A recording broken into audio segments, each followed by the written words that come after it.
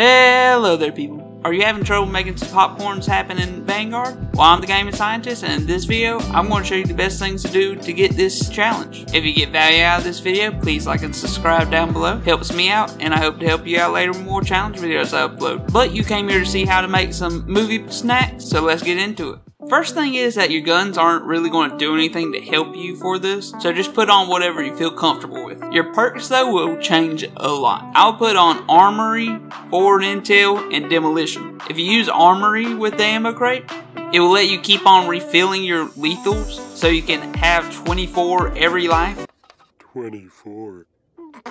Forward Intel lets you know where they're spawning at. If you're playing in a smaller map, that means that almost all the team is going to be spawning in a close area to that same location. So you can go ahead and chunk a grenade over there and get them mad at the spawn system, like we all have done. And Demolition lets you see a line of where it's going to go, so you don't under or overestimate your shot, and you get an extra lethal. That way you can be a little bit more wasteful with them. And if you don't know, to get a popcorn, both kills don't have to come from the same lethal. You can throw two different ones, and if you get one kill with each, then that counts as one. Only one that doesn't work for, of course, is throwing knives, but it does make you feel good about yourself when you get them back to back like that. Your lethals have a lot of good ways to use them, so I'll just go over them and how I would use them if I was going for that flavored popcorn. So let's start with the ones that you shouldn't use.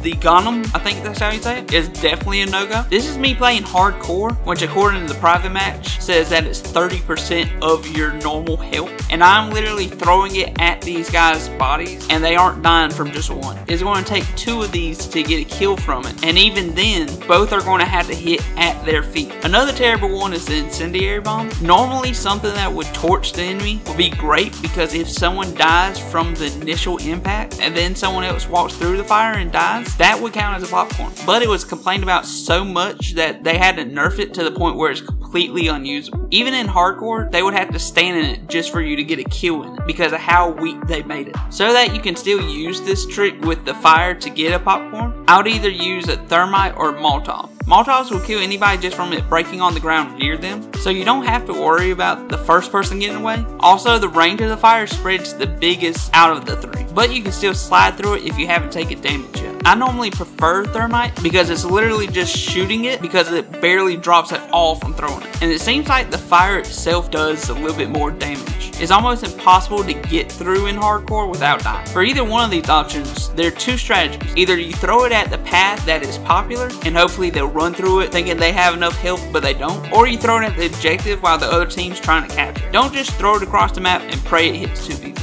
The frag is okay to use. It has enough power to get a popcorn with just one. You just have to get good at timing how long you have to hold it before you throw it. Be careful if you don't normally use this, because I blew myself up a couple times because I was just holding it waiting for someone to come around the corner and forgot it was on a timer. Demolition helps with this a little, because if it gets close to blowing up, the line starts to turn red like, hey dumbass, throw it or you lose your streaks. As long as you don't have to throw it across the map where it's going to stay in the air for a while, I found that 4 to 5 seconds lets it roll for just a second before it blows up. My favorite lethal though is the Sticky Bomb. It has a good blast radius, and you don't have to worry about it rolling away from where you threw it at, and you can hold it for as long as you need to before you throw it. Which another thing is that if you die while holding it, it will just fall on the ground and blow up as if you threw it there. So if they got close to you to get the kill, they might die from the sticky explosion. You also don't have to worry about someone throwing it back at you. For both the frag and the sticky bomb,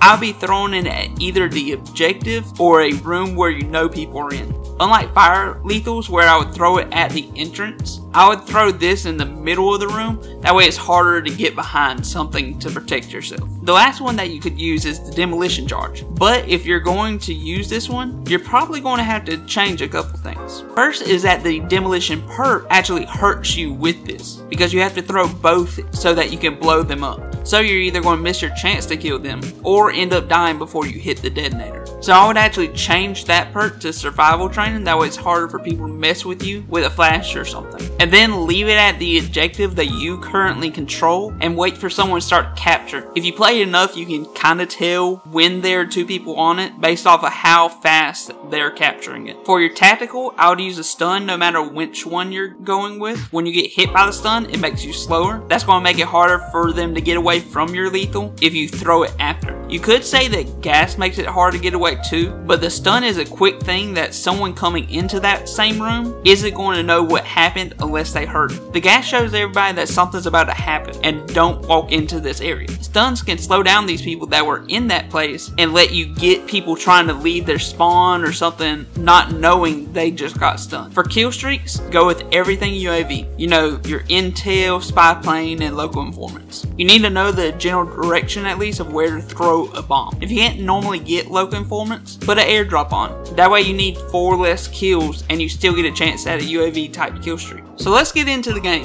Head into hardcore small map mayhem or shitpost. Hardcore is a must because a person's health is going to be lower, so you're going to have less hit markers and more multi-kills. I mean, they die to stuns in this mode. Come on. Small map mayhem and shitpost are the best playlists though, because the size of the maps makes it harder for the team to split up, so they're normally going to be piled on top of each other. They also spawn right in the same room sometimes, so if you attach that forward intel, you're going to know exactly where to throw that. Do that unless you are using Demolition Charge. Play either hardcore patrol or domination if you're going to use that thing. On those other playlists, because everybody knows they're going to be on a smaller map, they load everything up with rocket launchers and other explosives, making it impossible for you to move and harder for you to leave a demolition charge anywhere without getting it blown up. It also makes you harder to keep your sanity when you die from a bomb before you even take one step out of your spawn. And because you're going to be playing these bigger maps, you can just throw it at the flag in the back of your spawn and be a snake, sneak into the back of the other spawn and flip them. Everyone's first thing that they do whenever they flip is capture the flag on their new side. As long as they don't have engineer, no one's going to check if you left something there. Also, in both those game modes, the objective is small enough where they can't be far enough away from it for them not to be blown up. Another thing that you should do is letting your team go around the corner first. That way you can tell from the bullets coming around the corner about where they are and how many are there. You feel kind of crappy for your team for doing that to them, but if you want to get those kills with your lethal, you don't have time to wait to physically see them. If you wait for that, then you're probably going to die before your character gets done with the animation of pulling whatever it is out, especially if you're on hardcore. And then you might have another problem because depending on what your lethal is, you might have just killed your own teammates and eventually start dying from trying to blow up your own team. Now I'd suggest you go to this video next where I talk about getting multi-kills. You can take some of these important tips to help you get more popcorns. Also again, if you get value out of this, please like and subscribe. I hope you have a good day. I hope to see you again.